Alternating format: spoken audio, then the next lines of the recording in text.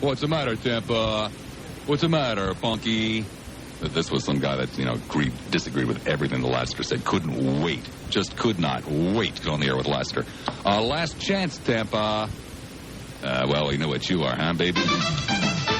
Lassiter, News Radio 970, WFLA. What the hell? Let's start with a Grand Prix car wash spot. That's a good way when you think you've got a hot call, and the hot call, just is not there when you go to punch them up.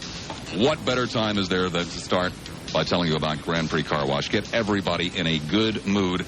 And, of course, Grand Prix Car Wash always puts people in a good mood. They put people in a good mood because they do a good job.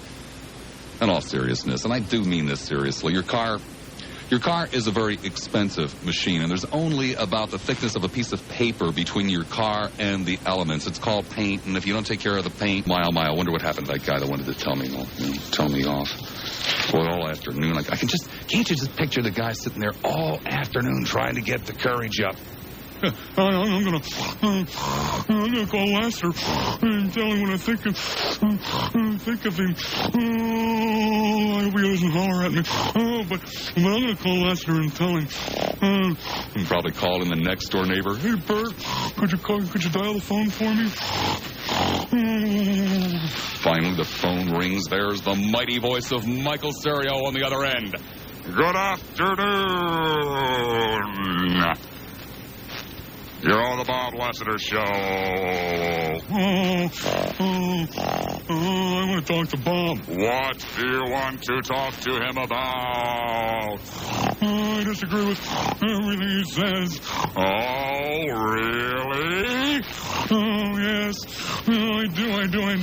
I see. Well, I'll put you on hold. And Bob will be right with you. Okay, I'll tell him off. We suckered him in? Yeah, okay, Tampa. What was it that you wanted to tell me? Well, Bob, I called to tell you I disagree with you, and you cut me off to begin with. No, I didn't cut you off. You hung up. No, I did not. I did not hang up. That's why it took 11 minutes to get you to call back, right? No, I called back, and Michael hung up on me again. Oh, right. Yeah, sure. Sir, we don't hang up on callers like you. As a matter of fact, we frequently get on our knees and pray for callers like you. Well, Bob, I appreciate that, but flattery isn't going to make me less angry with you, son. I don't appreciate you ripping people up. I don't appreciate you making fun of people. I don't appreciate you making fun of the elderly people. You know what you're trying to do now? I mean, is this supposed to be humorous or something?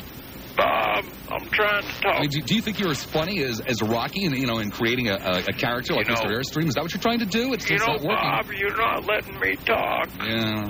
Bob, what I'm trying to tell thinks you... he sounds like Jimmy Stewart. Bob, what I'm trying to tell you... You're slipping, Michael. We thought this one was legitimate. Well, Bob, what I'm trying to tell you... Get off my phone. Who needs it? 12 and a half minutes after the hour of 3 o'clock. I mean, I really apologize. We thought for a second we had a live one on the line there. He could hold it. He could hold it for about 10 or 15 seconds while Michael was screening. But clearly when he got on the air, the guy just did not have it. Thinks that apparently he's, somewhat of an impersonator or something. And Jimmy Stewart is what I was hearing in the background. Caller, if I may, I would recommend instead of this program that you try the Law Club in the morning between 9 and noon.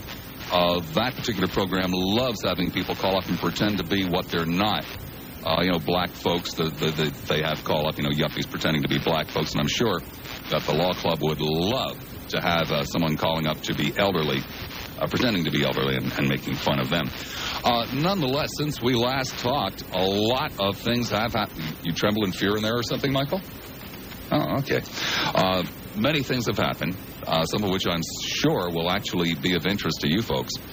Up there at the University of Florida, there is a problem and one half at the University of Florida because they are thinking about taking the doors off the stalls to the in the men's room.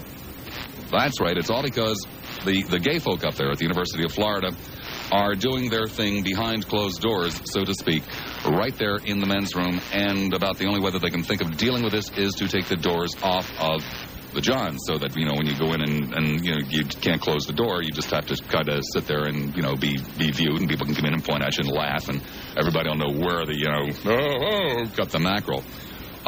What we are dealing with, of course, here is hopeless discrimination. Just absolutely hopeless, unashamed discrimination. Poor people over there at the University of Florida, or up there at the University of Florida, as the case may be. I mean, can you imagine? Okay, I say it's discrimination. I'll prove it to you. Here you are. You're up at the University of Florida for whatever reason. I don't know. What difference does it make? You're just play along with me. You're walking down the hall. You're about to step into the men's room, and out of nowhere comes this absolutely fabulous chickie poo. The chickie poo says, "Hey there, big boy, want to fool around?" Now, you're a red-blooded boy, of course, but there isn't any place to go, and the chickie poo might not extend the offer again. I mean, come on now. Would it be the end of the world? Would it be the absolute end of the world if you stepped into the John and, to take care of business, sort of? Tasteless, tacky? Of course it would be. But would the university, would the academic community, would all of the good folks around the University of Florida be calling for the removal of the doors on the John because boys and girls kind of went into the John and did? And no, of course not. But let a couple of those poor gay folks do it. They want to take the door. I for one don't really enjoy perching on the throne and full view of the world. You probably don't either, nor do I, particularly get off on listening to grunting and groaning when I'm in the in the little boy's room. So basically, how do you people stand on this? Yeah, that's a good place to start off as any. By the way,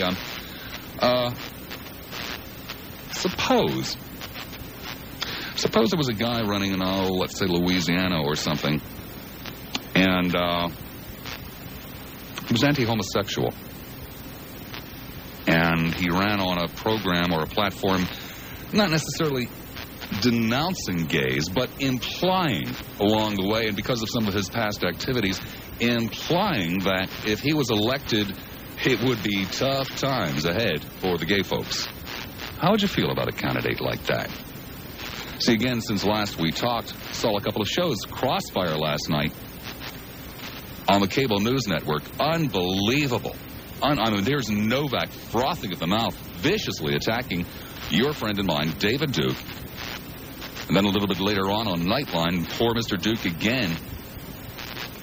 But I'll tell you, Duke said something interesting last night. He asked a question last night that I really want to ask you. I really want to see if we can deal with this on a reasonably intelligent, reasonably level playing field. Good question he asked. Does being pro-white just automatically mean that you're anti-black? It's a question he asked. Of course, his answer was no. David Duke said, no, just because I'm pro-white doesn't mean I'm pro-black. But, of course, we all know better than that. We know much better than that. But I'd rather hear what you have to say than what Duke had to say. There's, of course, the flip side of that question. And that is, if you're pro-black, that means that you're pro-white. Or anti-white, as the case may be. Can you be pro-white without being anti-black? Can you be pro-black without being anti-white? I don't think so. But I'd like to see what you have to say about it. Mr. Duke says that, hey, just because I love my race doesn't mean I dislike anybody else's. Let me give you the telephone numbers. 0990-WFLA. Can you be pro-white and not be anti-black? Can you be, like a Jesse Jackson maybe, pro-black and not be anti-white? It is a two-way street, isn't it? Wouldn't you think it's a two-way street? It's the same old Bob. Now get off my phone, you miserable subhuman pig. At a brand new time. I have never said that. Never. You have to be a jerk. You have to be a jerk. Hey, don't be a jerk about it, Bob. We're just trying to talk.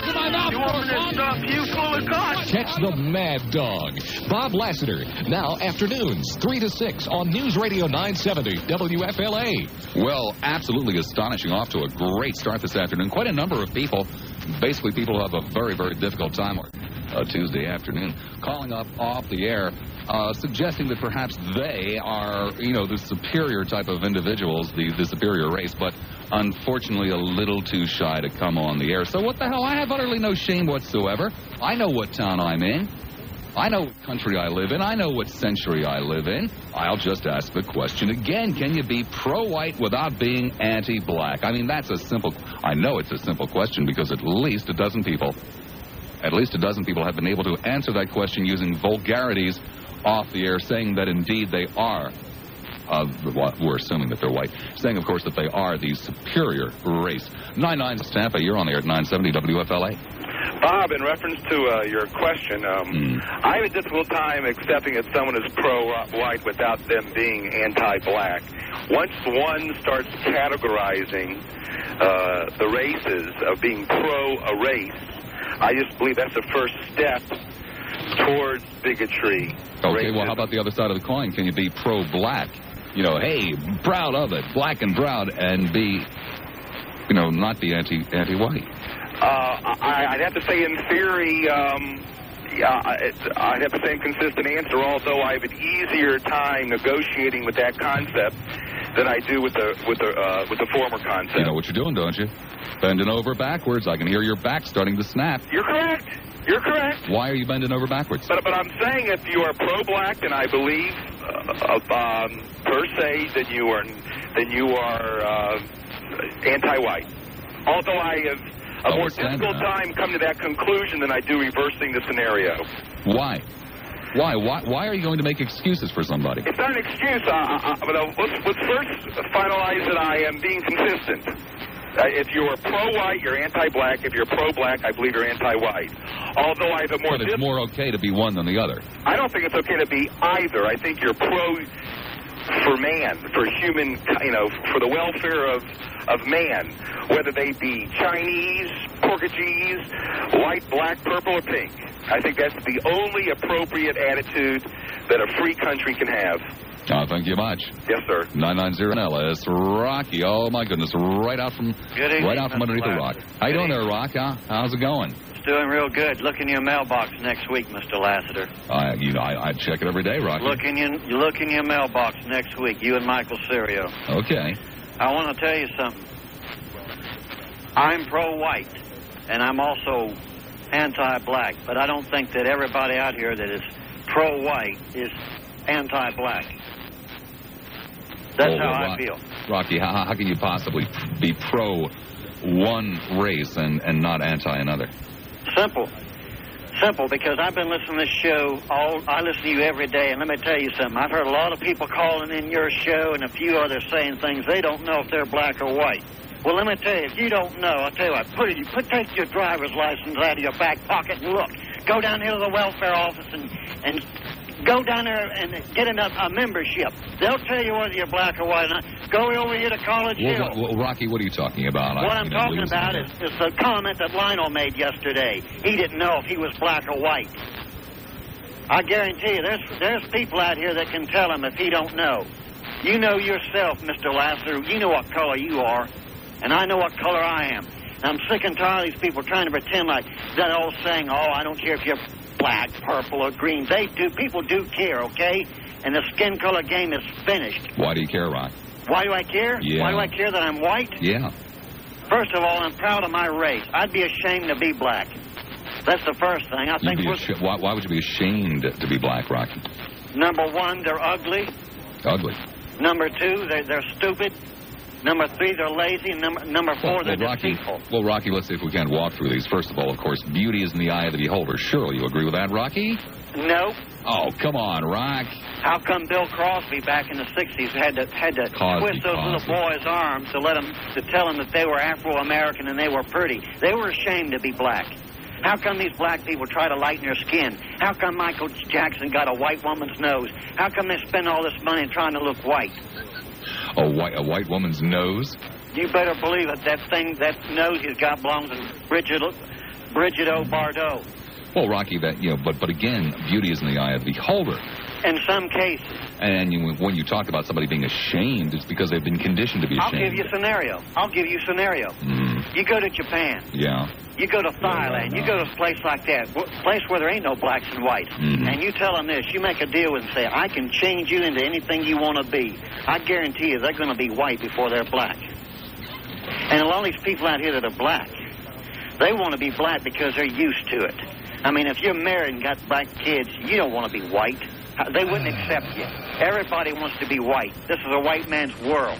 No, it's not a white man's country. It's a white man's world. We rule. We dominate. Rock in particular, what are you so proud of being white? I'm proud of our heritage. I'm proud of the beauty.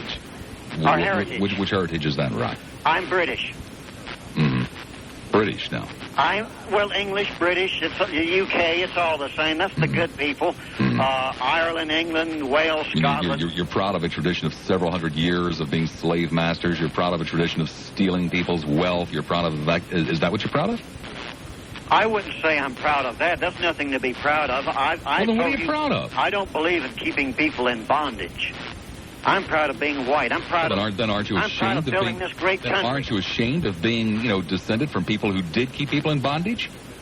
No, not at all. Aren't you ashamed of being descended from pirates and horse thieves and scoundrels, clear across the board? People that stole other people's land, people that stole other people's labor? Those people better be glad we brought them over here, because they'd all be in Swahili over there dying by the millions. Uh-huh. Johannesburg, look what's happening in South Africa. Oh, they'd love to be over here. These blacks here don't know how lucky they got it. But, Rocky, you seem to be, let me bring you right back to this. You're proud of being descended from people who are basically common thieves. Yes, I am. I'm proud of it. Okay. Because we were the master race. We had the ability, the knowledge to dominate a whole race of people, just like Germany did with the Jews. I'm not related to Adolf Hitler, but I wouldn't be ashamed of it if I was. You wouldn't be ashamed to be related to Hitler? No, I wouldn't be ashamed of it at all. I kind of wish my last name was Hitler. You could change it. I'd stick it on my back. I'd put it on the front of my car, and people say, "What's this mean, Hitler?" It doesn't cost that much, Yeah, but my last name is not You can change your name Hitler. for $75 yeah, or something like that. It's not. It wouldn't be like being related to him. Oh, yeah, but what a statement would it be making, It's kind of like wearing, I guess like designer jeans or something. Yeah, but You're making there's a big statement problem to the with world. that, too. There's a lot of World War II veterans here that wouldn't like that either. And, I side with them. I side with them, too. I'm between a rock and a hard place here on that one. Yeah. I mean, Hitler had a lot of good ideas, but I wouldn't want to have done some of the things that he did. Well, I don't agree with everything he's done. Rocky, you mean you wouldn't want to offend anybody by changing your name to Hitler? You think it would offend people if you did? I think it would offend the veterans. Those are the only people I would not want to offend, because those people sacrificed and died for all kinds of things. But I think a lot of them wouldn't have went to... Here's a question. How about hyphenated? Let's say your last name is Jones. Rocky Hitler Jones or Rocky Jones Hitler. It's kind of hyphenated. I'd rather have it on the end. Have it on the end, Jones That way Hitler. it'd be on the mailbox. I'm serious. It'd be on the mailbox on the end. Yeah. But, I'm telling you, I like being white, and I tell you, if I was black, I'd commit suicide. I like being white. I love it. I can almost see kind of like an albino You know what's really fun, Mr. Lassiter? Singing that. You know what's really fun? Going into a nice neighborhood, having tinted glass in your pickup truck, getting out of it and letting everybody look at you, and being able to walk up to one of them and hold a conversation about anything, because you're white, you're accepted.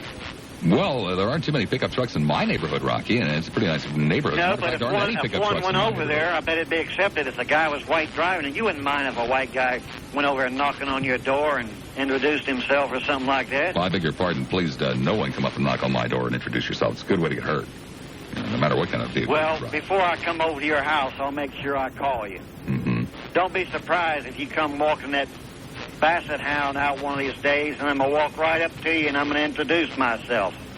You wouldn't do that, Rocky, would you? Oh, I'd love it. Check the mail next week, huh? Check your mailbox at the end of next week. Hey, thanks, Rock. Thank you very much. Take care. 3:32 the time. Not least you forget. Real simple one today. Is it possible to be proud of your race without being against somebody else's race? St. Petersburg, you're on the air at 970 WFLA. Hello, Robert. Hi. Rocky is a Briton.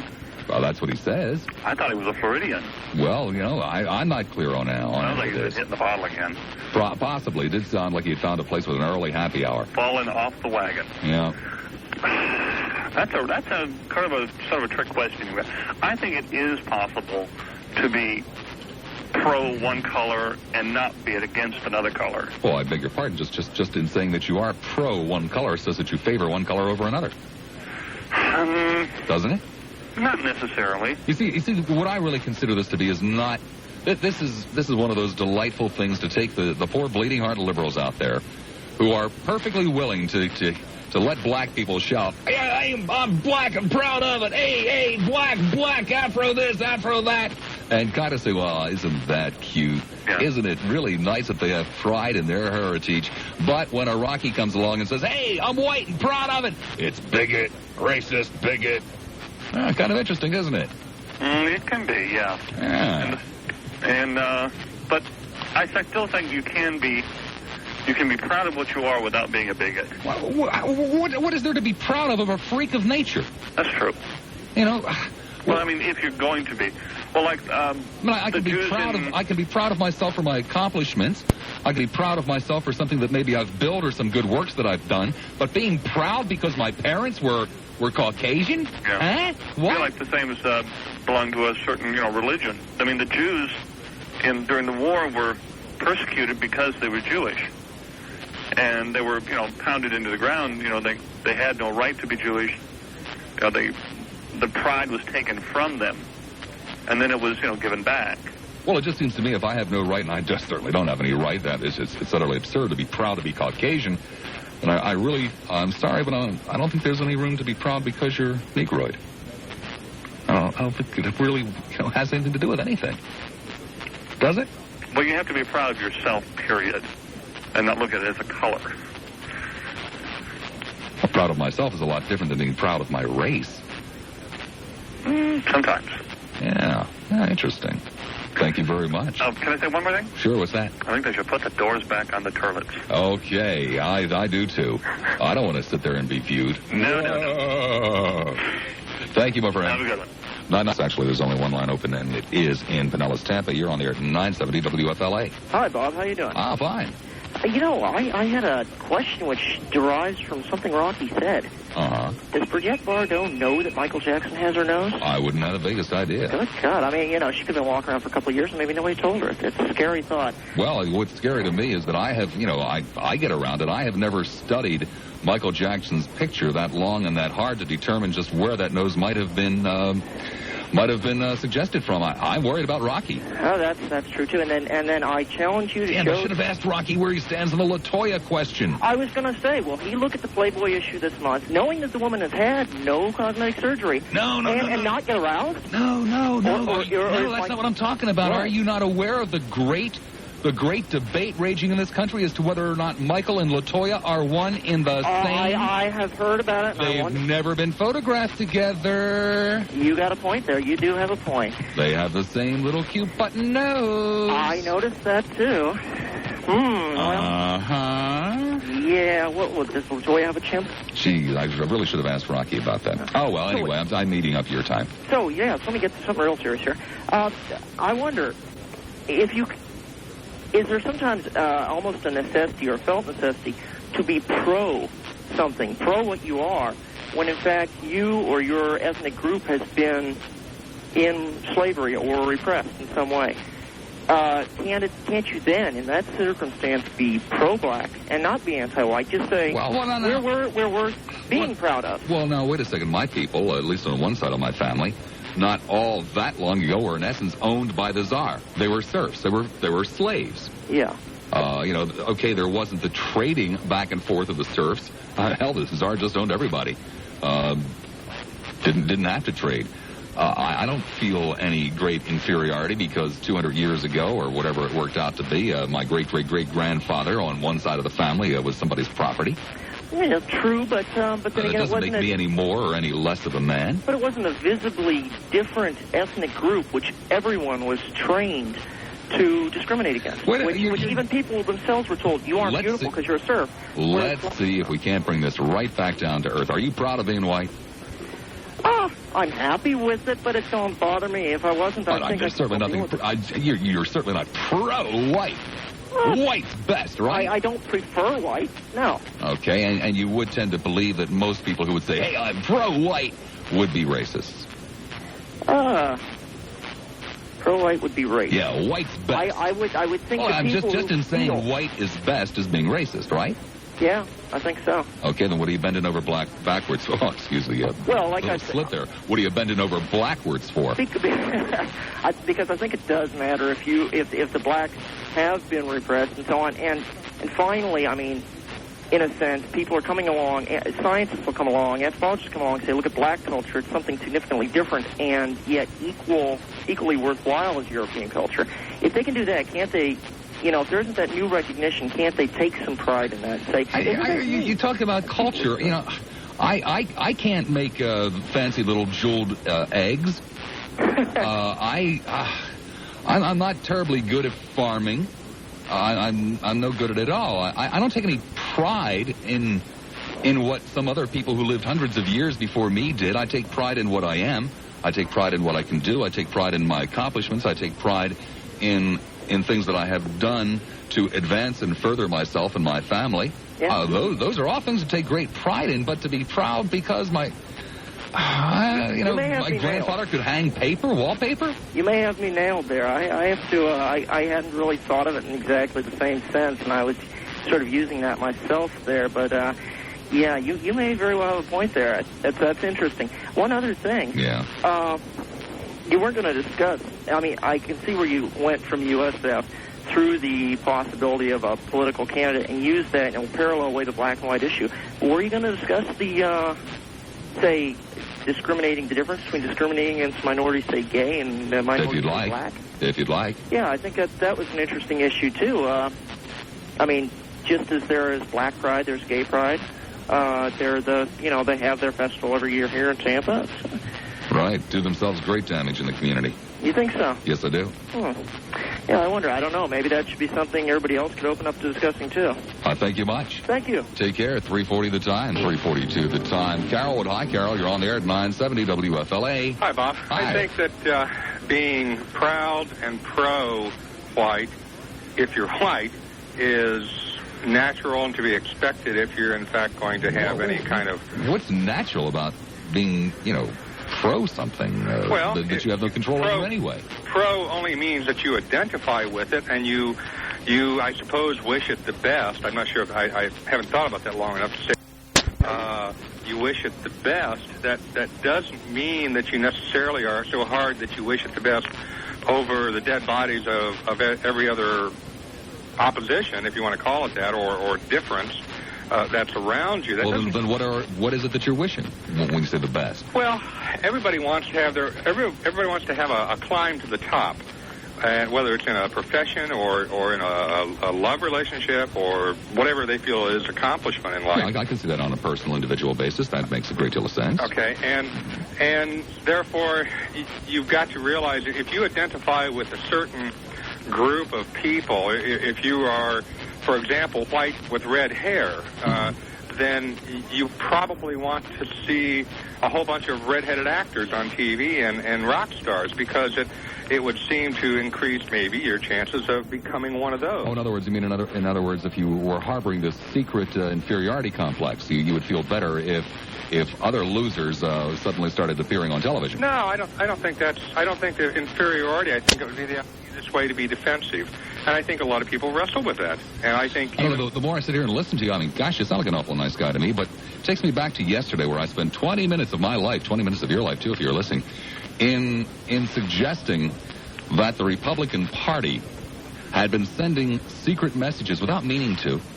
I'm not in no way suggesting the Republican Party is a bigoted organization. They're not, plain and simple. But they've been sending secret messages to people about, gee whiz, it is kind of okay not to like other people. It is kind of okay to be pro-white. Well, Bob, I listened to the whole thing yesterday, and something else bothered me about it, and that was that in the past, a number of times you have said that, and chastised, and rightfully so, those who do not go out and vote, and, you say basically, hey, you have a chance to change things, and what do? You sit on your asses and not do it. Mm-hmm. And here's an area of the country where apparently, and I don't really know that much about it, but I assume the guy was elected by popular vote. Is that not correct? David Duke? Yeah. 51%, 82% turnout. Okay, so it would seem to me like, in fact, at least based on wherever they are in Louisiana, wasn't it? So wherever they are, whatever their social climate is there, whatever it is that they wrestle with daily problems and whatever they may be. Oh, my friend, please. Now you hurt me. I don't recall saying at all yesterday that the people of Louisiana didn't have a right to... I didn't even chastise the people of Louisiana. I was chastising Lee Atwater and the rest of the Republican National Party, who for 12 years have had no problem whatsoever with David Duke voting for them. But now that David Duke wants a piece of the action, all of a sudden they're standing back saying, whoa, we don't want to be affiliated with this kind of guy. And for 12 years they had that kind of guy. Well, but that's what I was bitching about, not David Duke. Well, maybe I came in a little bit later than I knew. David Duke's a pig. I know he's a pig. You know he's a pig. Virtually everybody in the whole damn country knows he's a pig. But do you think the guy really, can he really have any, influence on anything? Can he have influence on anything? Let's assume for a moment that it's just going to be that much easier now for other David Dukes to run. Well, but let's assume that let's assume he's the worst kind of radical that there could be, and just with the worst of intentions and maybe even certain political influences to go along with him to a degree. What's the worst the guy could do? He can't hardly... What's the worst he could do? Sure. Well, let me give you a one-line answer, then move on to Don Richards. He might make the trains run on time. Don Richards standing by with the WFLA News Brief. Dipping into the old finalists bin for the Learjet Fantasy Contest. Coming up with, right here in my hot little hand, it is a paper with a name on it. The name, Barbara V. Lassiter, L-U-C-I-E-R, of Tampa, says she would like to go to Upper Darby, which is why, of course, I picked this. Upper Darby is not that far away from where I grew up, to see her mother, brothers, and 4 sisters. She has not seen them for years, and that's where she wants to go on her Learjet Fantasy. We will dip again into the finalist bin, which, of course, is really a box. I believe it's a Pampers box, if I'm not mistaken. To come up with yet another finalist in the 5 o'clock hour, we will draw, finally, on the 16th of March. Please stay tuned. Okay, Carolyn in Newport Richie, my guide, Carolyn and Rocky in one show in 1 hour. This is incredible. I'd like to try. Okay. Okay. Rocky is probably one of the most insecure human beings on this earth. And I've listened to him for years, as the rest of us have. Rocky's insecurity is so endemic that he needs someone over whom he can feel superior in order to survive. This is the way I see him. The classic Republican Party... Well, now, wait a second, Carolyn. Isn't that pretty much the same way you feel over, Jim Knowles and his crowd? No. It is not. You don't feel intellectually superior to the conservatives? Wait, let me say this. There are times when I hear opinions expressed by Tim Coles when I definitely feel smarter than he. Though as a human being... And what do you listen to him for? You listen to him so you can feel superior, but right? I quit listening to him years ago, so that's not a good argument for me. The day he called all school teachers communists is the day I quit listening to him. So, if I think that I'm smarter than you, I won't listen to you anymore either. You know me well enough to know that. I'm saying this. I'm saying that any human being who does not like himself as a human being suffers an endemic insecurity, which is unlike those insecurities which all the rest of us feel from time to time. It's natural, isn't it, to feel insecure sometimes? But for God's sake, it is not natural to feel so endemically insecure about oneself and so dislike oneself that one needs to feel superior. There's a difference between feeling superior sometimes in one field or another, Mad Dog, and feeling insecure as a human being endemically. That's what I'm saying. And this is what David Duke suffers also. And this is why the classic Republican Party, and certainly men like George Bush, who is a patrician wasp, has no reason whatsoever to feel this kind of endemic insecurity. I'm going to disagree with you on at least that one point, David Duke. I've sat in the room with David Duke for 4 hours. I remember. And I remember it well, one of the more interesting days of my life, to tell you the truth.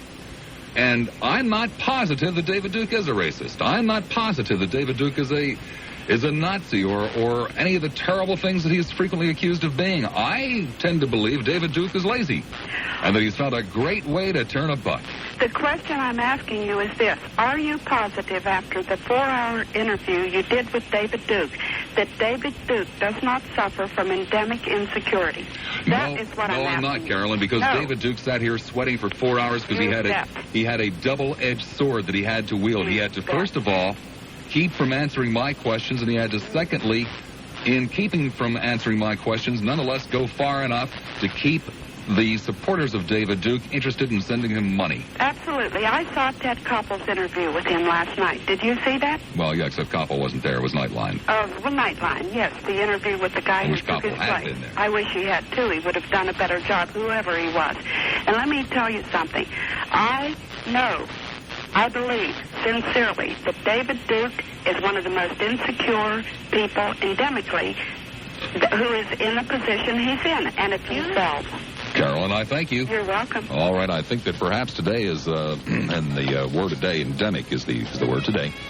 Coming from Newport Richie. Next hour, Rose from St. Petersburg and Southside Johnny. Maybe. Don't go far. Really uncomfortable in that last hour. It's strange being here at the radio station at this time of the day.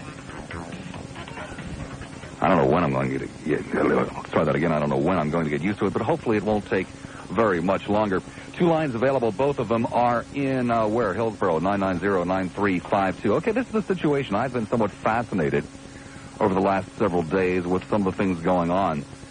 In particular, of course, I'm really fascinated with the brouhaha worldwide with the Ayatollah and the guy that wrote the book and all of the hypocrisy and so forth and so on. You guys don't seem to be into that. That's cool, no problem. But I've also been very fascinated with the David Duke situation. Watching Duke last night, I can't remember for sure if it was on Nightline or on Crossfire. He asked the question. He said, hey, just because I'm pro-white doesn't mean I'm anti-black, does it? Well, of course, everybody knows the answer to that. Of course it means he's anti-black. Anybody that's pro-white is a racist. Just favoring one race over another is, in and of itself, a racist, bigoted type of thing to say or do. And then it suddenly dawns on me that all the time we hear black people saying, hey, I'm black and proud of it. Hey, be black, be proud. Hey.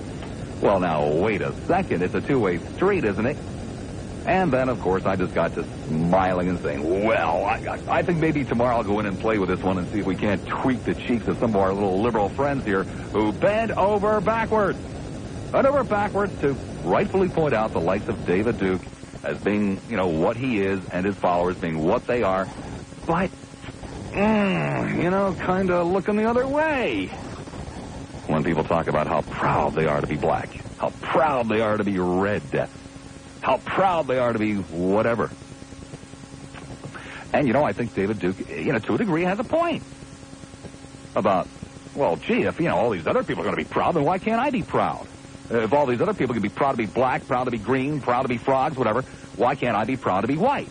Well, he has a point, except that the real point is that nobody should be proud to be any color that you had nothing, to do with anyway. I mean, okay, if you had worked very, very hard and, inch by inch retoned your skin from green to checkered or something, then you can be proud of your workmanship. But ain't nobody made themselves white, ain't nobody made themselves black. It's just a, freak of nature, isn't it? East Tampa High East, you're on the air at 970 WFLA. Hello, Bob. Hi. I just wanted to make a comment. I happened to turn the radio on, and Rocky was on at the time. Uh-huh. And I'm a little angry, but that is angry stupidity. About what? Angry that stupidity exists in that quantity. I just wanted to mention if people were blind, if everyone were blind, and no one can tell other than by smell what each person was, then what kind of society or world would we live in? And I'll tell you, there are some people that I had come into contact daily, and I don't care what color they are, but if they would just smell better. Mm-hmm. And I decided I'm going to, if I'm going to be prejudiced at all, it's going to be that, and it's also going to be a level of intelligence. I'm playing with it, but I can't afford to get myself upset as I usually do because of the stupidity that runs rampant in Tampa and in the world. Okay. Well, I'm easy to get along with. Oh, I know. I've listened to you and I've agreed on many subjects with you, but I get very bent out of shape, and right now I'm a little nervous just talking about this. But I can't understand why people, on the whole, have to judge others primarily because of race and then find a way to justify their existence based entirely upon their own race. I'm of the human race, and that's just the bottom line. And unfortunately, I have to learn to get along with others. So you would also like to denounce Jesse Jackson at this time as well? Pardon me? You would also like to denounce Jesse Jackson at this time as well? I have no opinion. What do you mean you have no opinion? About Jesse Jackson. Wait a second. Rocky comes on the air and says, hey, I'm white and proud of it. Jesse comes around and says, hey, I'm black and proud of it. And you only want to denounce Rocky? No, just the idea that people are making issues based upon race, color, people's color, other than what they are from the inside, what they have to offer society. As far as Jesse Jackson is concerned, my opinion would be he's an intelligent man. He probably has a lot to offer, as do many others. I don't know. Rocky sounds kind of intelligent to me. He probably has a lot to offer. Excuse me. Very funny guy. Very clever man. Creative. Creative, maybe. But the man repels me. I get very angry when I listen to him. Because that type of stupidity exists, and unfortunately it affects every one of us. We have a problem in this country with racism, and that merely spreads racism to those who think like he does. I thank you very much. Thank you. 17 minutes after the hour, 4 o'clock. Clearwater, hi, Clear. You're on the air at 970. How you doing, Mr. Lassiter? Fine, thank you. This is Slade from Clearwater. Yeah, well, don't need your name. I know. I just felt it was important because I'm proud to be Slade. Oh. Which doesn't mean, though, that I'm against everybody else who doesn't have my name. I think the basic issue here is condemnation of everybody who has a personal belief in something that somebody else may not agree with. You know, I don't see the issue with Rocky because he's got a belief in something, because he believes in it, obviously, or he wouldn't espouse it. And I listen to people like Carolyn, who, what was her phrase for the week? I want to get used to that. Well, you should have written it down. What was it, endemic insecurity? Something like that, yeah. Okay, that espouses also to be able to make a psychological diagnosis of people without meeting them and without having any idea what their motivations or their intentions are. Isn't that in essence what you just did with Carolyn? What's that? Made a diagnosis without having met her? No, not at all. I said, I'm expressing my opinion that I object to that type of conduct because I feel, okay, in my opinion, that that's what breeds the problems, not that people have a personal belief about something. I believe it's possible to be proud of something that you are without condemning people who aren't. Well, how can you be proud of something that you have no control over? In what respect? Like being proud of being white. I'm not proud of being white. That's not what I'm talking. I'm not talking about organizational pride. I'm talking about personal pride. Proud to be who I am. I have a lot of pride in my principles, but they're principles that I choose, not principles that belong to any particular organization. You know, I think the danger comes not when somebody like Rocky expresses his beliefs in something. I think the danger comes when somebody takes it a step farther and believes that they have a right to go ahead and enforce those beliefs on other people. I got to tell you, I sat in a restaurant yesterday in Tampa, and I listened to the conversation in the booth behind me. And there was a young white man talking to his father, and he apparently had just gotten accepted as a Tampa police officer, a recruit or whatever. He's going to the academy. And his father was explaining to him the responsibility of carrying a gun, and the guy said, yeah, I think it's great. He says, because those niggers are going to know their place now. See, to me, that's when that type of thinking becomes dangerous. Not what Rocky talks about, but when you get somebody in a position to be able to take what they believe and to force that on somebody else. Thank you very much. Thank you. Be good. Ted Webb standing by with WFLA Sports. Teddy. Really? 25 minutes after the hour of 4 o'clock. Why should you take your car to the Grand Prix Car Wash? Well, hopefully because I asked you to. But I appreciate that that's probably not a good enough reason for you. I would again hope that you would believe me when I tell you that the Grand Prix Car Wash is unlike any other car wash I've ever encountered, especially in these parts. But, you know, again, whether you believe me or not, well, it's up to you. But I'm telling you the truth. The Grand Prix Car Wash is going to do right by you. They're going to do right by you because they want your business, plain and simple. They use quality products, and they want to see your face again. Time and time and time and time again. The Grand Prix Car Wash. Special going on this week at the Grand Prix. They call it the first class finish, obviously. First class car wash. Vacuum your car inside. all over, up, down, around. Do the windows inside and out. Wipe it off after it's been washed. And along the way, they will apply 2 special coats of wax. First one's a sealer. Sealer is very, very important around these parts. The second one, a polish. Obviously, you want your car to look good. They'll also apply a scent inside if you want. And they'll wash the underneath of the car. That's important. Real important. One of those places that's kind of difficult for you to wash. And one of those places that a lot of other car washes just kind of forget about. The undercarriage wash and sealer. Plus, a free armor all of the exterior of your car. What more could you possibly ask for? The Grand Prix Car Wash. You will be happy or your money back. 3 locations to serve you in Clearwater, right across the street from the high school, 1880 Gulf to Bay. In Seminole, 10471 Park Boulevard, and the newest location, 3622 Gandy Boulevard, about a half a block from the crosstown. Tampa, hi Tampa, you're on the air at 970 WFLA. Hello. Hello. I think that if you're pro one color, it's awfully hard not to be anti another color on all points. Well, I should think so, too. And that was one of your questions, right? Mm-hmm. That's the way I feel. And Carolyn brought up a point. She said that she thought Rocky suffered from an endemic insecurity. Yes. And that other people that put themselves above other people also suffered from an endemic insecurity. Uh-huh. There were 40 men that signed the Constitution, the original Constitution. George Washington, Alexander Hamilton, you can go right down the list. There were 40 of them. In our Constitution, in Section 2, Paragraph 3, it says that anybody that is not a free person is only 3/5 of a person. Uh-huh. And I wonder which one of those guys, or maybe all of them, suffered from an endemic insecurity. Was it George Washington, Ben Franklin? I don't know. I wasn't there. I don't either, but she's saying that everybody that feels that way has to be suffering from an endemic insecurity. That would lead me to believe that these guys, they all put their name to it. 40 people founded the Constitution. Must have been suffering then from an endemic insecurity. I don't believe what she says, but I don't know if she thought about that. Maybe didn't even know that anybody that wasn't a free person was only counted as 3/5 of a person. Okay. It was later amended in the 14th Amendment in 1868. Okay. Thanks. Take care. Bye. Boy, don't you just love it when people call in and ask questions of people that aren't here.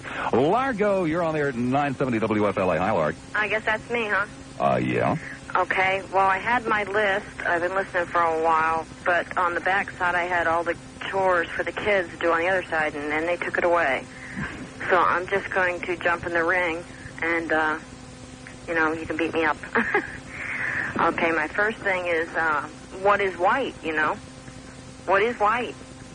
Whatever you want to say. You're asking if you're pro-black or pro-white. Well, it's whatever you want it to be. That's what it is. The way I look at it is my personal view. I don't consider me white. I'm a female, and I have Irish parents, Catholic Irish parents. Well, you're splitting hairs on me now. You know what we're talking about when we talk about white and black and so forth and so on. Don't split hairs. We know what we're talking about here. Oh, I know what you're talking about, but I think it's important when people when you say you're pro-white. Okay, then let me really put it in terms that I guess maybe all of us could understand without splitting hairs. If you ain't a nigger, if you ain't a spick, and if you ain't a chink, then I guess you're white. Right? Well, I think that's unfair right there. What do you mean it's unfair? What do you call an Irishman then? What do you mean it's unfair? What do you call an Irishman? Well, what I just got finished saying, if you're not a nigger, if you're not a Chinaman or a chink, if you're not a spick, greaseball, or, I don't know, is there any other major category, then I guess then that you're white. In terms of being pro-white. That should be really easy to understand, right? Well, I don't agree with that. What I wanted to say was that just the question alone, I think just prolongs the people, or not prolongs, but just gives people incentive to think that way. And I think that nobody is white, and everybody is everybody. This is supposed to be the melting pot of America, right? When you say pro-white, That includes a lot of people. No, it's a melting pot of white people. That's what it has been to this point. If you'd like, I can put you on hold if you want to finish your thoughts. Otherwise, I've got to go to Don Richards. Your choice. Okay. Hold? Yeah. Okay. Don? I'm still here. I'm not trying to give you a hard time, but in terms of the people who walk around saying things like, hey, I'm white and proud of it, that's what they're talking about. Well, I think that statement right there is what does that mean? Well, it means whatever you want it to mean. Well, let me just give you this. I read a book. My father is first immigrant here from Ireland, okay? And I was brought up as an Irish Catholic, and I was brought up with what you could imagine what I should have been, okay? And I always labeled my father as being prejudiced, narrow-minded. I was brought up in California. I had ethnic literature as one of my subjects. Okay, and then about 2 years ago, I'm 32 right now, I read a book. It was called Trinity. And I read it, it was a fiction. It's fiction of Irish history. And I also read another book along the same line that was just not fiction. It was just a factual book. And my heart, I felt a tug. And it was because I don't think responsibility is the word I want. I've been trying for the last hour to think of another word besides responsibility. But I feel some kind of tie to Ireland. I feel, they are oppressed. They, when that Rocky got on, I just thought, this is it. And actually, he got on before I called, before he called. But when he called, and I think that there are still people, that think that way, I feel really sad. I feel really sad, and I don't know. I've always said that when I get older and my kids don't need me anymore, I'm going to join the IRA. Well, now wait a second, because I was about to say something. You might want to hear what I say before you go any further. Okay. There seems to be one thing that virtually all bigoted or prejudiced people share in common with other bigoted and prejudiced people, and that is that they're afraid. That is that they're afraid of being inferior.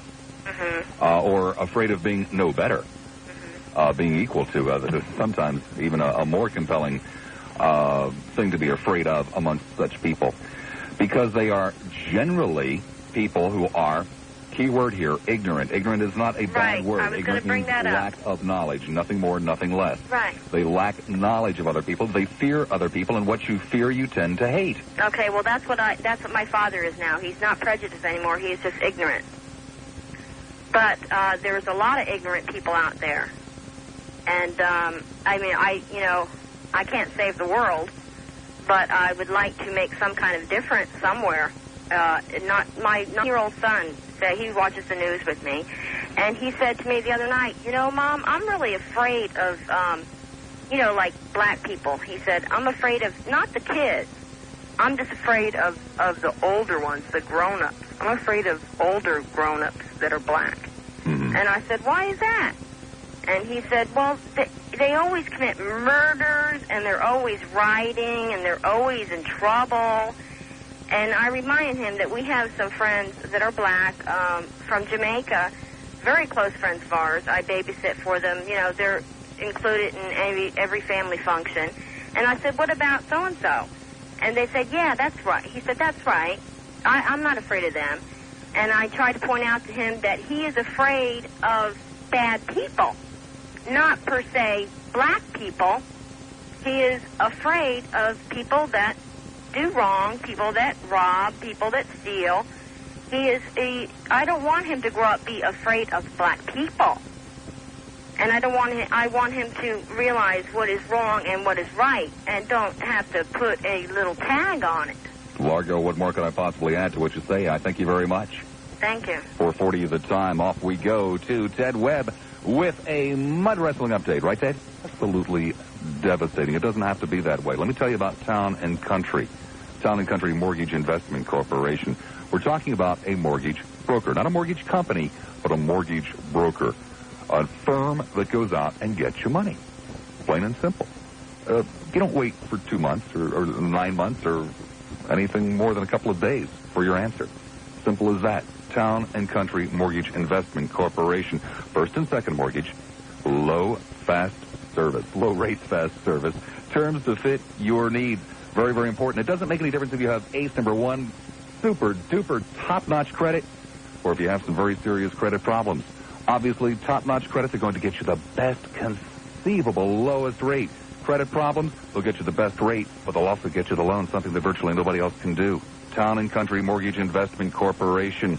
They're located at 14502 Northdale Mabry Highway. The phone number, 264-2648. 264-2648. If you're trying to get a mortgage, get in touch with Town and Country Mortgage Investment Corporation. St. Petersburg High St. You're on the air at 970 WFLA. Hello, Bob. Hello, St. Pete. Bob, having been born in a country which has a history of black slavery, black persecution. Well, you could be talking about virtually any country on the face of the earth. Which one are you talking about? The United States of America. Oh, okay. So I consider myself lucky to have been born white.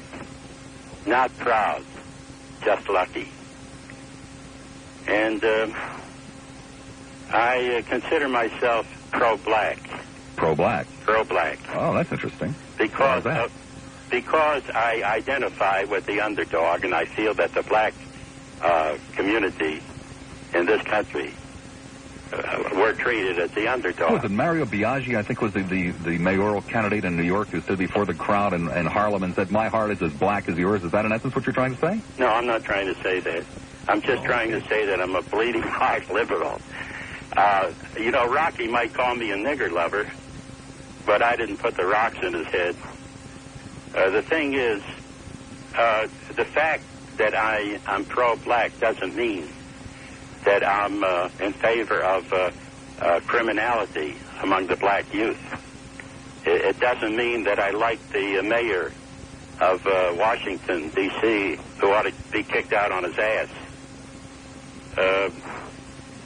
But the fact that I say I'm pro-black doesn't mean I'm anti-white, because I'm white. Now, I hate the black Muslim organization just as much as I hate the Ku Klux Klan, because they are black racists, just as the Ku Klux Klan are white racists.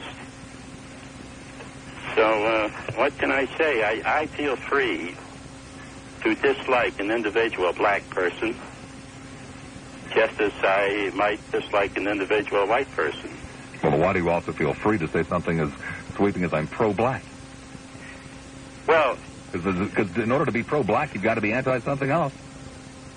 Well, I'm anti the persecution of the blacks. No. You know what I mean. Come on now. Well, look, don't dance around it. If you're pro-black, then you've got to be something less white, something less Spanish, something less Oriental. No, I don't see it that way. I think that black people, by and large, are not pro-black. I think they're pro-human beings, that they want to be considered part of the human race. That is maybe the more intelligent ones.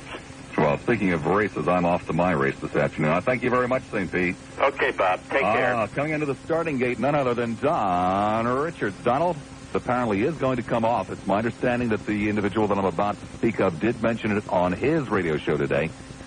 This is not for general consumption here. There is a Florida bar media law day something or other going on in Orlando this weekend, and there are three panelists that are taking part. A gentleman named Steve Kane, despicable, very bad talk show host, works in the Miami market, WIUD. Someone named Toledo Weaver. Okay, it's Cleveland, right? And myself. And I understand that on Cleveland show this morning, he actually announced that he would be there.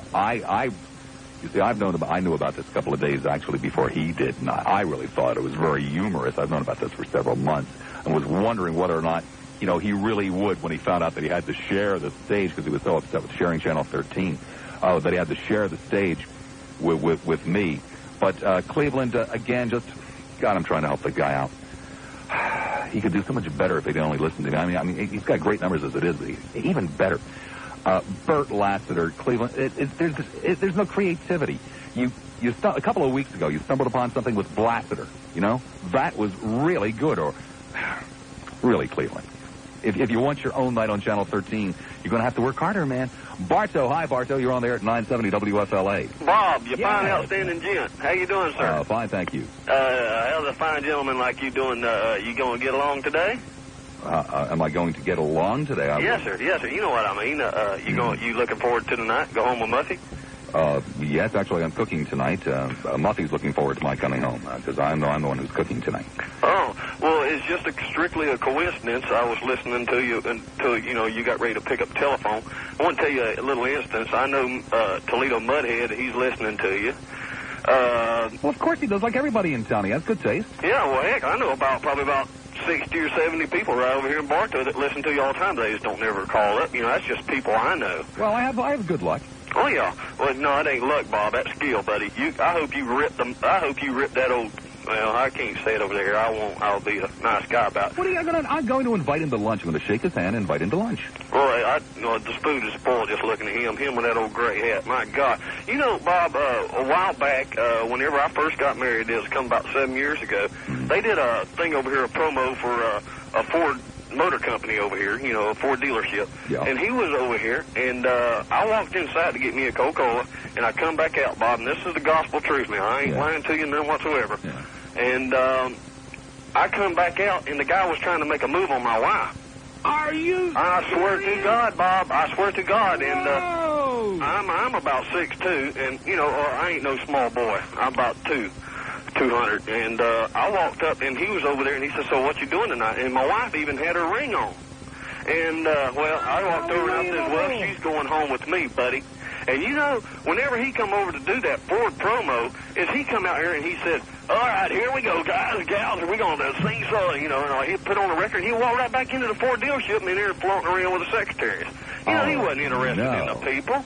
He's a BS artist. Excuse me, I didn't want to put it out, but that's what he is. Well, I certainly understand using language like that. If you're talking about, some disc jockey's trying to. Well, it's a shame. It's a shame. He. I don't know. My wife said if I wouldn't have walked there, she'd have probably slapped a. Why do you think he keeps playing that Rod Stewart song over and over and over again? The Forever Young. Well, yeah. But you know what Bob, who listens to Q10 Jive? Teeny boppers, little old kiddies, and a few airheads. But they listen to that, and them little old kiddies. Oh, Toledo! Oh my goodness, come on, stick my finger in my mouth and make me gag. Now wait a second. You put me in an incredibly awkward situation. A lot of people in the key demographic, 25-54, they're number one there too. Oh. It's not just teeny boppers. Well, they must be brain-digging snowbirds that flown down here for a job. Well, that's a possibility. Yeah. But you now, I know you were born in Philly, but you're a fine, outstanding gent. You're the best Yankee I've ever met, Bob. I'll be honest with you. Listen, I wanted to touch on your subject here for a minute, if you'd allow me, please, sir. About 30 seconds, actually, now. All right. I'm a white boy, as you can tell, and I've had a few instances run-in with a few blacks, but me myself, I think that it's good that he's formed this organization up there. They got the NAACP, and they were always flaunting about that. But now that we have an organization, they don't seem to like that too much. I think what's good for one is good for the other. I don't want to see people pitted up against each other, but, that's the way, that's life. Thank you much. I appreciate it, Bob. You keep up the good work. You got plenty of people over here listening to you. I'll back you up any time in Orlando, buddy. Take care. One more hour yet to go.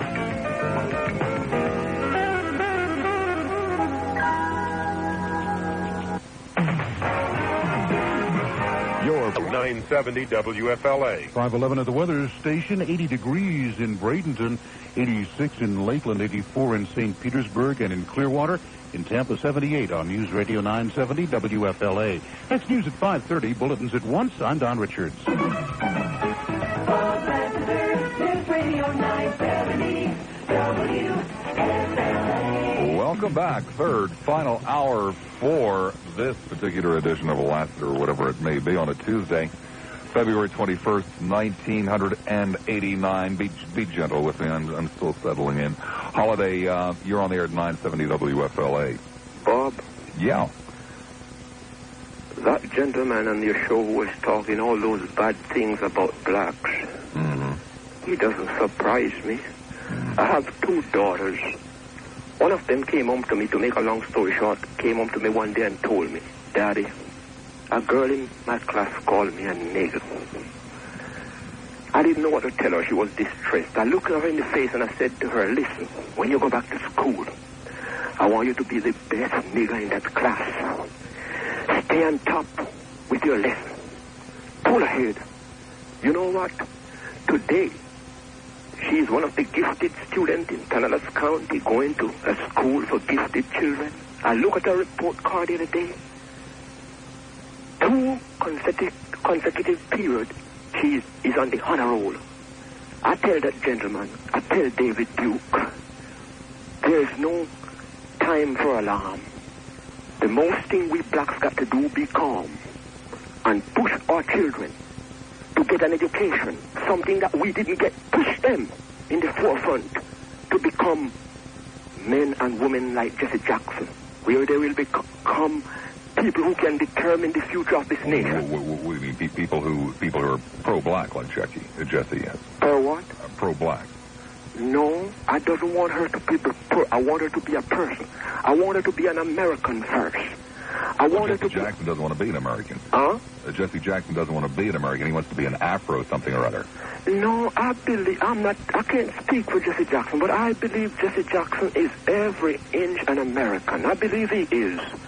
The problem about... Well, then why does he want us to call him something other than an American? Why does he want to be identified as, an African something or other? Well, the point, Bob, this identity thing doesn't just begin with Jesse Jackson. It began long ago. Well, then wait a second. What's the difference between Jesse Jackson wanting to be identified as an African American and somebody like Rocky or David Duke wanting to be identified as a white American? That's all right. I don't see anything wrong with that.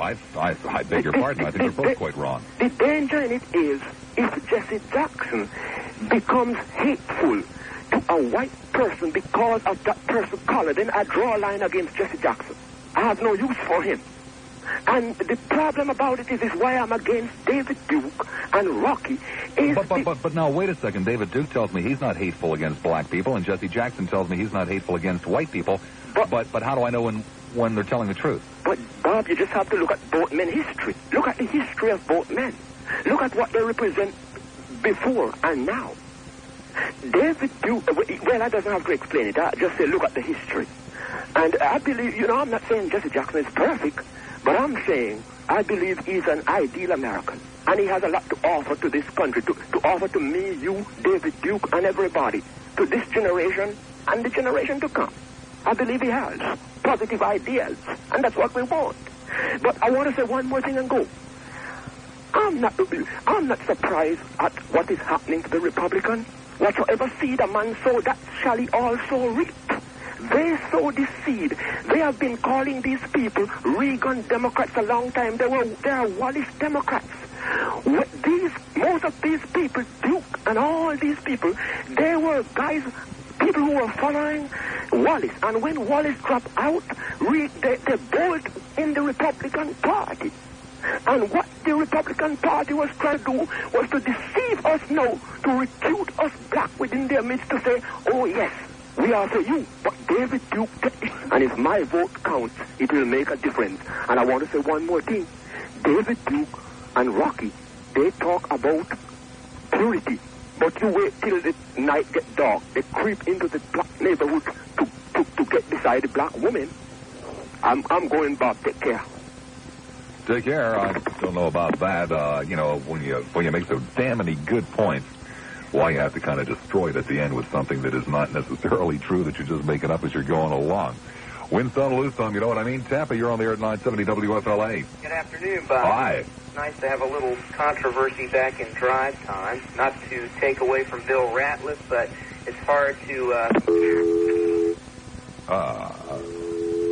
Michael, one second there, caller.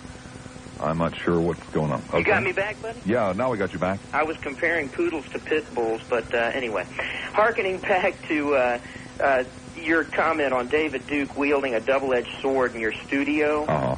I kind of find myself with a double-edged sword in this issue this afternoon, too. It's a great subject you brought up here and everything. What I mean is that I agree with, to kind of mirror what you'd said earlier about, I find it virtually logically impossible to find pride in something as simple circumstance as skin color or nostril size or hair configuration. And I think that the people that are waving these banners for their various races or whatever are confusing pride with prejudice. I think it's a misplacement of definition. I don't think they're using the right terms. However, when the double-edged sword gets me in the fact that when I look at the black people, particularly in this country and in the history of this country, what they've had to overcome through their being externally inflicted, to what they've been inflicted upon them in this country, they've had to overcome quite a bit, and I think it's almost socially forced them to pick up this banner and wave this banner and try to rally pride in their identity. And I think it's kind of created a backlash from some white people in this country, and all it really essentially does is just it polarizes people, and so we end up having polarization of races, and it's a mess. I think it's all a mess, and it's all confusion. When I look back at the achievements throughout history of mankind, black, white, yellow, mauve, whatever, you look at Fabergé eggs, pyramids, pizza, or flint chipping stones, and they're all awesome items. I think that they're all great achievements, but I can't say that I would be collectively or directly proud of those achievements. I can't personally be proud, that my race, the white Anglo-Saxon. Well, the only thing I can be proud of is what I've accomplished, or what anybody that I have created has accomplished. Those are the only things I could possibly be proud of. That's exactly what I'm saying. I don't think I'm adding anything new here. I'm just kind of trying to emphasize a little bit of what you touched on earlier. I just feel that people are the whole thing is just polarizing. This pride. But you're still willing to bend over backwards to give those black people the right to say that they're proud of being black. No, I think that I think the word pride in this instance is not the right word. I think it's just a word that they're using to help confirm their identity for some reason, black, white, or whatever. And it's making a mess of everything. Good points, Tampa. I thank you for them. Thank you. Be good. Ted Webb with What Else? WFLA Sports. Teddy, we convinced yourselves that a cigarette after a good meal is a cigarette that really tastes great. Oh, boy, there's nothing like a cigarette after a good meal. Well, all it is habit. It doesn't really taste great. You don't know what the hell the meal tastes like if you're smoking. And then I suppose there's another time that a lot of you say, well, a cigarette is really perfect after, va-vum, va-vum. But the fact of the matter is, most of you, if you only smoked after va-vum, va-vum, va-vum, wouldn't go through a pack a year and wouldn't really have much of a problem. The fact of the matter, what are you looking at me that way for, Stereo? The man works for me for 3.5 years, and hardly a day goes by that I don't say something that doesn't surprise me. In any event, the fact of the matter is most people who smoke don't really like to smoke. Most people who smoke do so just because it is a habit or they think that they can't quit. Well, you can quit. It's as easy can be once you make up your mind to do it. That's all there is to it. Make up your mind, set a date, set a goal, and do it. Your teeth aren't going to fall out. You're not going to be on the floor in a bundle, quivering and shaking and sweating. No, that's all a lie. It's not that hard. It really isn't that hard once you make up your mind to do it. And I can make it even easier for you. Let me tell you about Dr. Robert Sobel. He put together a program called the Quit for Life program. Quit for Life. 2 one-hour sessions, $37.50. The sessions are a week apart. There aren't any gimmicks. Don't expect to be hypnotized. Don't expect to have a staple put in your ear, or to be given some kind of foul-tasting gum, or to be scared, or shown bad pictures, or listen to people screaming in pain. No, none of that. Just a sensible, sane way. Sitting down, talking about the problem, talking about how you do it. Dr. Sobel will help. Dr. Robert Sobel, Quit for Life. He's located in Clearwater. Let me give you the telephone number. 787-5530. 787-5530. It's best, I'll be honest with you, it's best if you go in and see Dr. Sobel in his office. But some people can't. All right, there's a tape and a book available. Or he can get together a group of 5 people or more, make it a little quit smoking party. Dr. Sobel will come out to you. $37.50, okay? 787-5530, 787-5530. Tarpon Springs, hi, Tarpon, you're on the air. Hello. Hi. Earlier in the show, I heard you mention something about they're taking the doors off the water closet stalls. Oh, yeah, at University of Florida. Yeah, there seems to be a little problem up there with... You're serious? Well, that's what it says on the news wire. Everybody's got their own priorities, I guess, and their own problems. They seem to be very bummed out about it at the University of Florida. I think it's terrific. Terrific? Yeah. Oh, why's that? Well, can I explain just a short little story, real quick? Oh, sure. Okay, when I was in the Marines, yeah, they have chases between the showers and the water closets, the toilets. Uh-huh. Well, one night I was on fire watch, and I saw one of our Marines going to the head with a magazine underneath his arm. Yeah. Well, being alert, I kind of went to my wall locker, got my Canon AE1 camera, kind of snuck into the shower, and just at the precise moment, flashed me a nice little picture. And I caught the man cold-heartedly. Now, I was sort of a practical joker when I was in the Marines. Yeah. Yes. Now, that wasn't the best part of it. So could you tell me the best part real quick, though? Oh, yes. I went down, had the film developed, and pinned it up on the bulletin board the next morning. I thought it was great. Well, then you'll probably want to, re-enroll at the University of Florida. It sounds like your kind of place. Don Richards, who would never do anything like that, standing by. Donald. Oh, up to the sky we go for little old Gary McHenry with the rest of the traffic. The rest of the backup on North. Oh, man, we just hit a bump so hard it hit my head on the ceiling. Oh, man. Man. You got the belly aching already, McHenry? Gee whiz. Hit your head on the ceiling and my headset flew off. Far. I think I have whiplash. That's workman's comp, isn't it? No, it's not. Hey, oh, God, I got to call my wife. You want to finish it up there in that phone booth, huh? Dale Mabry and Fletcher, earlier problem at that location. 688 US 19 eastbound. Look out that phone, I'm going to break your face, fella. 686 in US 19. Hey, Bob? Yeah, Gar. Did you see Rain Man? Did I see who? Rain Man. No. As a matter of fact, I didn't, Gar. Yeah, well, when you go see it... What are you doing, movie reviews now, too? When you go see it... You don't enough of my show with these stand traffic reports time after again. Now you're doing movie reviews. When you go see it, the phone booth scene reminds me of you. Just keep that in mind, huh? I'm Gary McHenry, 970 WFLA. News Radio 970 WFLA. Unbelievable. Same old stuff. Bridges tied up. And now he wants to do movie reviews, too. Oh, unreal. Back to the phones we go. My choice, Michael? My choice. Okay. Tampa. Hi, Tampa. You're on the air at 970 WFLA. Oh, hello. I'd like to respond to the caller who said something about disliking or hating black Muslims because they're prejudiced. And I'd like to say that any Muslim, regardless of his color, who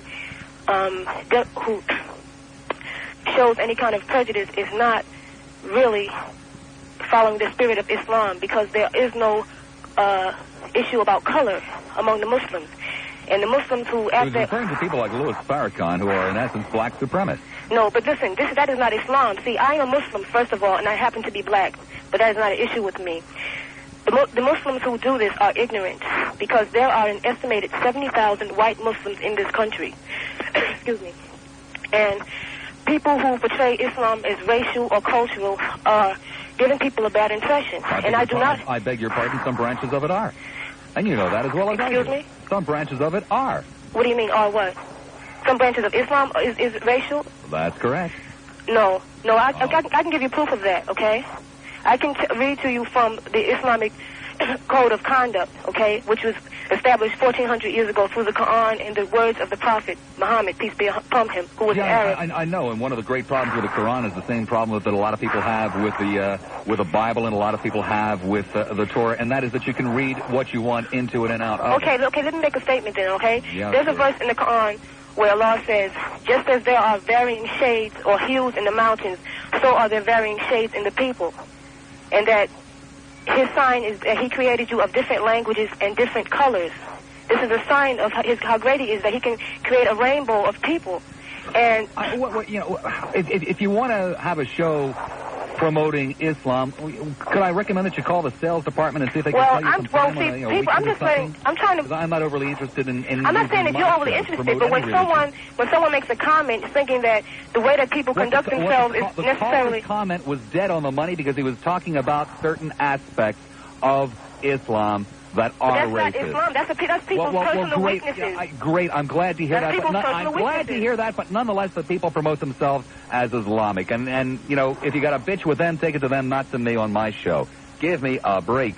Marie in Bradenton. Oh, my goodness. Marie, you're on the air at 970 WFLA. Good afternoon, Robert. Good afternoon. Interesting show. I missed you on your normal hours. But you've changed these are my normal hours now. Pardon? These are my normal hours now. Yeah, so I know. No need to miss me during my normal hours. Earlier hours. As long as man's backside faces the floor. As long as man's backside faces the floor, yeah. The blacks will fight the whites, and then the yellows will fight the rest. It is written on the wall. I don't know whether it's the wall of my mind or whether it's on the wall of eternity. Well, the only thing I know of that is truer than what you have just said, Marie, is that as the hour approaches the sunset, the cork will pop in your bottle. Off we go now to, let's see, make that Carol. Hi, Carol. You're on the air at 970 WFLA. Hello, Mr. Lassiter. Hello, Carol. I think... what is the case may be? I think many people who down David Duke and all, I think they're failing to understand the essence of the movement. The movement is not necessarily anti-black, but pro-white. Well, there's no such thing as not necessarily anti-black as pro-white. I mean, pro-white is anti-black. Period. Well, then is pro-black It's also anti-yellow. It's also anti-Hispanic. It's right across the board. Well, then is pro-black anti-white? Yeah. Okay. I don't see how so many people have such a problem with David Duke and have such tolerance for leaders like our president, our former president Ronald Reagan. I think I see both ends of the movement, Supremes pushing for the same thing, and the rest of the people trying to stop it. And I think it's there you have I've got a serious problem with me. Both movements are not pushing for the same thing. Are they not pushing for separatism? No.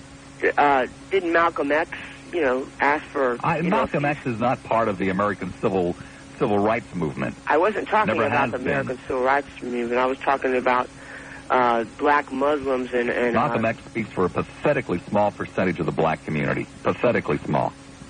Okay. All I'm trying to say is I think both these supreme movements are pushing for this exact same thing. And maybe they ought to unite to some extent. Do you understand what I'm trying to say? No, I don't understand what you're trying to say. What do you mean they ought to try to unite? Well, they're both pushing for separatism. Yeah. And I think what you're seeing in this country now is exactly that. There are less, more black people separated from more white people. More and more of this is happening in our cities.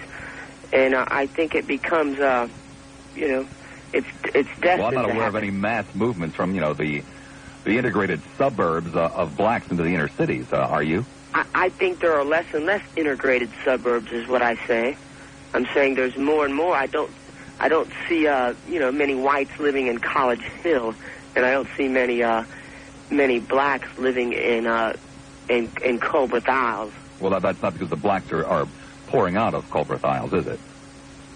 Oh, well, of course not. And I didn't say there was a movement, but as more and more areas become just black and less separated, I'll give you an example. You know, Ybor City used to be part Spanish and part black. Still is.